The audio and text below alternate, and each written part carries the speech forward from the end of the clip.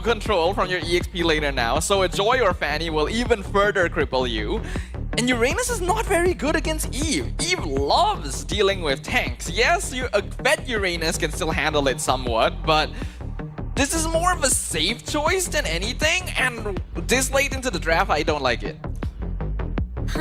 Interesting from Kazakhstan. A lot of defense-wise is just very, very questionable. But here Cambodia picks up Yi Sun-shin for themselves. And again, this is definitely securing a lot of damage in the hands of Cambodia. And they have Alice as well for their front line. And this is going to cause a lot of AoEs, a lot of crowd controls already in the hands of Cambodia. We're going to see the same setup we saw from earlier on.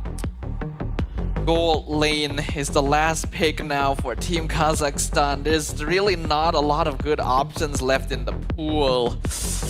They might actually have to consider going gold lane Lunox here. Harif is okay, and they go for that, but there's a lot of ways that it can be countered. I'm just gonna straight out say it, Team Cambodia has won this draft. Drafting-wise, Cambodia has a lot of things they covered out. Nothing much can be said for the side of Kazakhstan, though. There's a lot of risky choices they've made here so far. And again, we saw how it was when it comes to the first draft. They couldn't do a lot of the setup. When it comes to team fight-wise, this is going to be the same case here for the second round as well. So I'm wondering, what is it that Kazakhstan is thinking right now? I think they're just trying to go back to comfort, which can work, but you still ideally want to have some tools here. Team Kazakhstan has no crowd control except for Kalea, and you can only grab one target. You have Purify on the Granger already, so that's no longer on the table. Everything gets countered by Eve. Yi Sun-shin melts through the Uranus. Alice actually counters him in lane as well, so Baby Aghav's not gonna have a good time, and that means no space. Well, we hope for the best for Team Kazakhstan, even with this interesting draft. Welcome again to the World Esports Championship 2025. You are here with Team Kazakhstan as well as Cambodia. Can they make it to the semi-finals? Give it up to them. Team Cambodia currently one victory away from making it through to the semi-finals, claiming that final slot. Will they be able to do so, or will Team Kazakhstan defy the odds and surprises here with a draft that I already don't consider to be the most ideal? And even now, they're going in all out straight away with the Ultra Rapid. Oh, a little bit of extension right there with touching. Had to move away with the flicker. Very close call there. That was very close. Being able to survive there is going to be good. We can see up top, Wadu.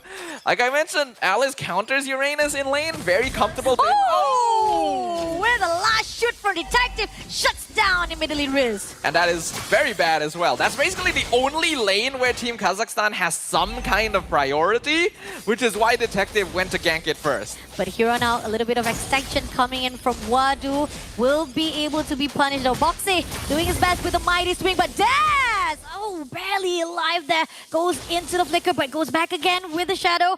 Will be able to survive it out. Somehow, Boxy going in all out to fight with Aghav. Ultra Rapid trying to actually survive it out with the Transition as well. I think that is going to be just a down for Baby Aghav. Yeah, that is 100% a dead croc, but Boxy doesn't mind that all too much. He will definitely respawn before next turtle comes up, and he's already done his job of being a nuisance, basically. I will give props over to Gaverf Des on the Hayabusa. His composure there was kind of insane.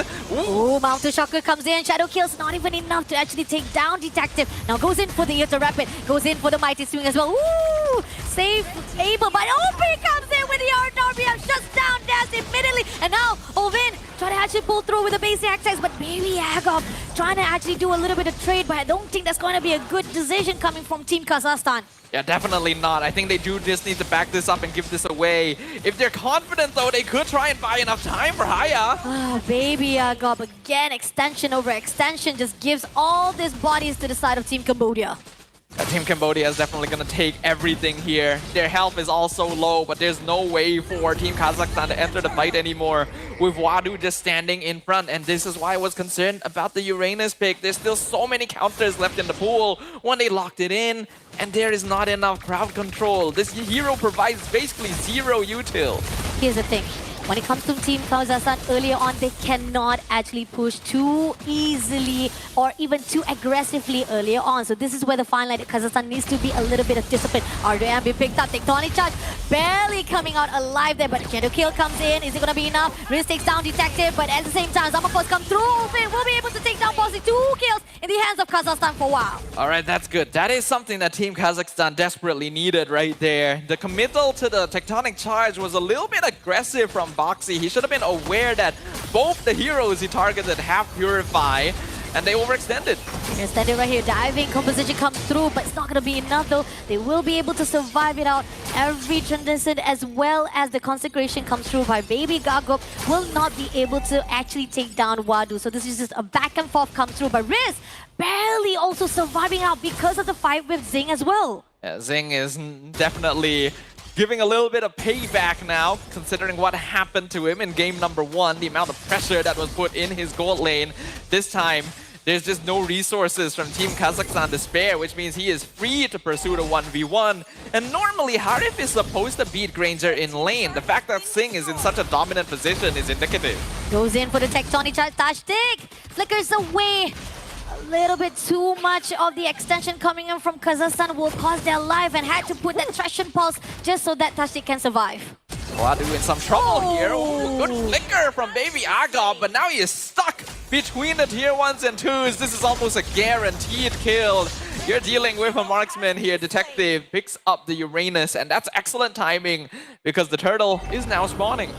Turtle definitely will be giving up very freely to the hands of Team Cambodia. Again, too much of the desperation coming from Team Kazakhstan. They're forcing their fight in, and this is where the fine line that it can actually cost their life for them. So here's the thing, trying to actually pull in right now to get that gold plate, but at the same time, it's going to be good.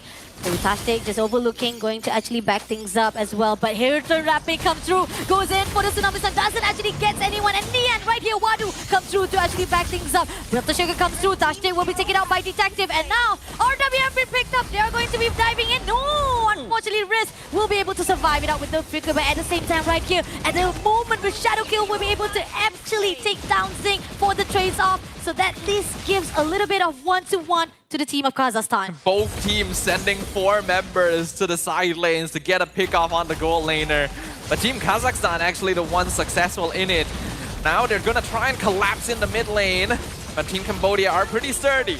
They are sturdy, definitely not allowing it to actually be taken out that quickly, but still, it is a lot of pressure already been given out by Team Cambodia. So Kazakhstan, so far, yes, they have the answer, but it's still not going to be enough though, because all the setups that was done is a bit of failure. I will say they have actually done a pretty good job of evening things up though. I expected Team Cambodia to be in a much better position than this by now. They have made some mistakes from playing a bit too overtly aggressive.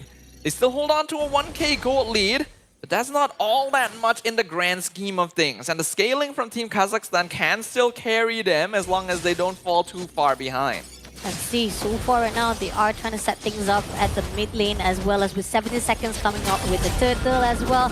Pushing out with just the basic attack. If the rampant is out right there, not going to actually do anything as Oben will be able to survive it out. But seems like they actually spot out Tashtik through the grass, so they had to pull away before it actually comes into an ugly situation. Yeah, very solid positionings there from Team Kazakhstan, having different people layered around the bushes in the river to make sure that they're able to retreat. And Team Cambodia now a bit slow to the turtle. RWM been picked up. Yes, Turtle will be able to give it up by Kazakhstan as well. Shadow Kill comes through. Is it going to be enough though? Tectonic comes in, but with Ophi able to take down Dez as well. This is going to be a good trade. Double kill to the side of Ophi with Ovid. Now pushing in with a killing spree in the hands of Detective.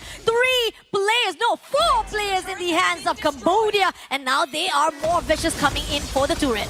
MVP of that fight once again going to be Wadu for sure. Cambodia were a bit slow to the turtle because they all rotated down to the bot lane, and it was quite smart of Team Kazakhstan to use that to try and blitz the objective. But then they stayed together, got caught in the RWM, and then Wadu flickered into the back with the Throne of Ruin to even catch the backliners, setting them up for Team Cambodia to go for a full rundown.